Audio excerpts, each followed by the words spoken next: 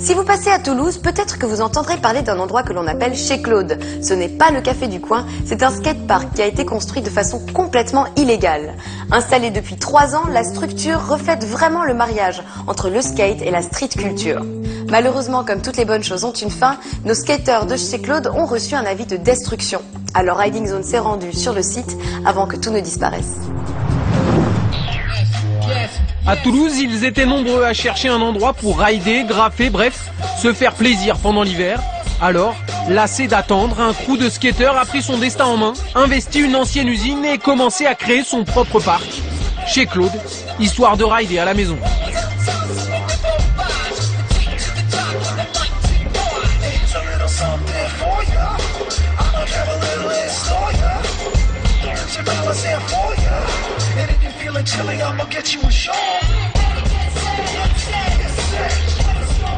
C'est une bande de skateurs toulousains qui aiment de plus en plus la courbe et on décide de chercher un endroit, un dessous de pont ou un hangar désaffecté, quelque chose pour continuer à rouler la courbe en béton, quoi. Et on a atterri chez Caterpillar avec Guillaume, avec le Charles, on fouinait des dessous de pont, des locaux partout et on a trouvé Cater qui était déjà utilisé par les BMX, très créatifs sur Toulouse, qui ont des spots partout, utilisés par les graffeurs à fond.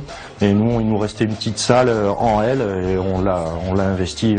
On a commencé par un petit module en plein milieu, puis après des corners, des walls. Voilà, on avait notre chez nous, quoi. Un chez nous construit petit à petit. 3 ans d'efforts, de maçonnerie, de travail pour transformer un lieu désaffecté en skatepark à part entière, mais toujours illégal.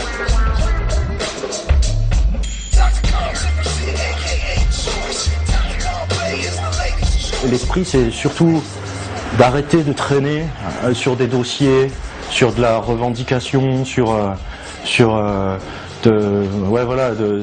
auprès des mairies et tout, on y va, on le fait de suite. On perd pas de temps, 6 mois, 1 an, 2 ans, que le conseil municipal ils disent oui, d'accord, on va vous faire ça, on trouve un terrain, machin. Non, là on est grand, on met nos billes, on a les outils, on démarre le spot Et finalement, un bol voit le jour, prêt à être ridé. À 8 jours de l'inauguration, tout est prêt. En fait, presque tout, il ne reste qu'un dernier coup de pinceau à donner, ou plutôt un dernier coup de bombe. Et c'est Léopold Gueb, un graffeur toulousain qui s'en charge. Cette fois, tout est prêt, place à la Delect Party pour inaugurer le lieu. Un lieu qui sera très bientôt détruit, mais ce n'est pas grave, l'important, c'est de l'avoir fait.